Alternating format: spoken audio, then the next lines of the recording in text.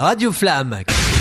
Bonjour Greg Saillat. Bonjour. Merci beaucoup de m'accorder cette interview pour Culture B sur Radio Flamme. On va parler d'Eloquentia. Eloquentia Cherbourg, tu peux me dire quel est le principe ? Bien sûr, donc déjà merci pour l'interview. Eloquentia, concours de prise de parole en public pour les jeunes 18 à 30 ans qui résident ou étudient dans la Manche. Donc là c'est la finale, ils étaient 30 au début, puis 16, puis 8 et là ils sont plus que 4 finalistes. On leur impose un thème, un sujet souvent philosophique. Là les thèmes de cette année c'est peut-on vivre plusieurs vies en une seule et peut-on aimer sans souffrir un jour. Greg, vous êtes deux à organiser. Donne-moi le nom de la personne qui organise avec toi et qui est la fondatrice d'Eloquentia Cherbourg. Tout à fait. Donc c'est Pauline Clermidi avec qui je co-organise ce concours. Elle a fondé ce concours en 2022 en venant s'installer dans la région.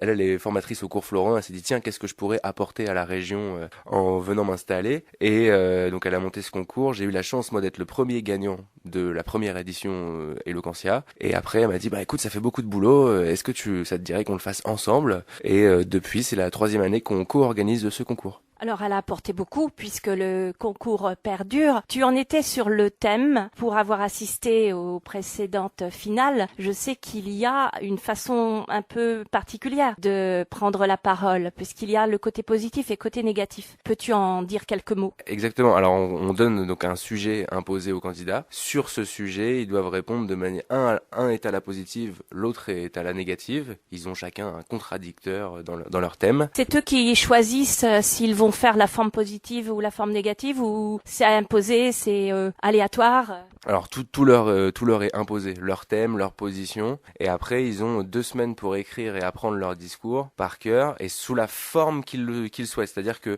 ça peut être à la fois du rap, du slam, du stand-up, de la plaidoirie, juste un texte qu'on lit comme ça. Voilà, chacun va chercher la forme d'expression qui lui plaît le plus. En tout cas, c'est a cappella pendant 7 minutes et il faut être le plus convaincant possible. Alors 7 minutes, c'est long, surtout devant un public, mais je pense que vous les aidez par le biais d'ateliers qui sont proposés au préalable. Tout à fait, exactement. Ouais. 7 minutes, ça peut paraître pour certains assez court au final, mais c'est vrai qu'à tenir sur scène, c'est assez long et c'est un gros challenge. Mais on les coach tout au long de l'année Eloquentia, c'est-à-dire qu'on démarre en janvier avec notre soirée de lancement, puis sur tout le mois de février, on a fait des ateliers. Sur le mois de mars, il y en a eu également. Et là, on a commencé les phases concours en public en avril. Et il s'avère qu'ils ont démarré sur les quarts de finale en public avec 5 minutes de discours. Puis ils avaient 6 minutes en demi-finale. Là, ils arrivent à 7 minutes pour la finale. Et donc, entre les ateliers et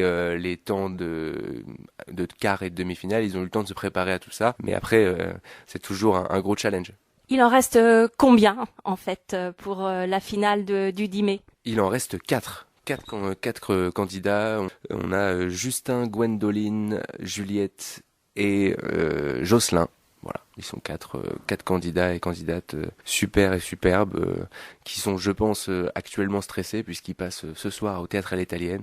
Et c'est à la fois un mélange d'impatience et de stress, quoi.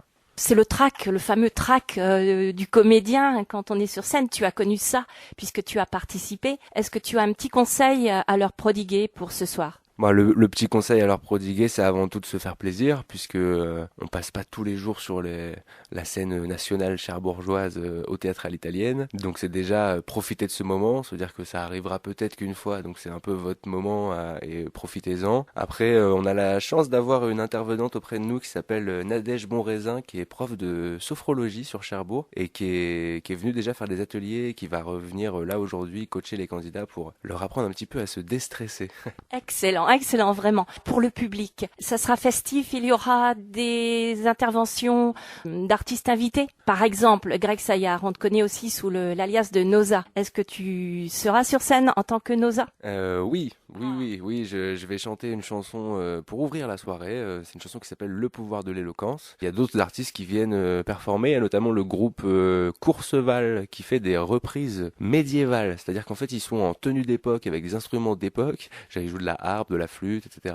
Avec des chansons souvent anglophones mais parfois françaises très connues, genre Shape of You de Ed Sheeran par exemple, où ils vont réécrire un texte en français, le jouer avec des instruments médiévaux et en tenue d'époque. Et donc ça promet d'être un moment assez festif. On a également plusieurs rappeurs et rappeuses qui vont venir performer pour un titre en hommage à Sullivan, un jeune de quartier à Octeville qui a malheureusement perdu la vie suite au tir d'une policière en juin dernier. Est-ce que le gagnant de cette soirée sera récompensé et quelle sera la suite? Alors donc nous on est là pour élire le meilleur ou la meilleure oratrice de la Manche qui ira ensuite concourir à Paris puisque le concours ne s'arrête pas là. En gros nous on est l'antenne Eloquentia Cherbourg mais qui rayonne sur toute la Manche et il y a 41 autres antennes Eloquentia à travers la francophonie. Donc c'est un concours maintenant international puisque Madagascar, Montréal, le Togo, Dakar nous ont rejoints. Voilà, ça n'arrête pas de fleurir de partout des antennes Eloquentia. Et donc sur le même principe de plein de concours, chacun élit son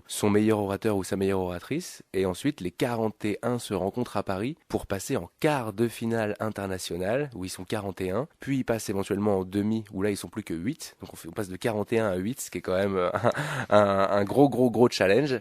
Et ils seront ensuite plus que 4 sur la grande finale internationale Eloquentia qui se passe à la Scène Musicale à Paris, devant 3500 personnes avec généralement des gens de renom qui sont dans le jury, qui sont invités pour faire des shows. On a eu, je pense notamment à Kerry James qui vient régulièrement.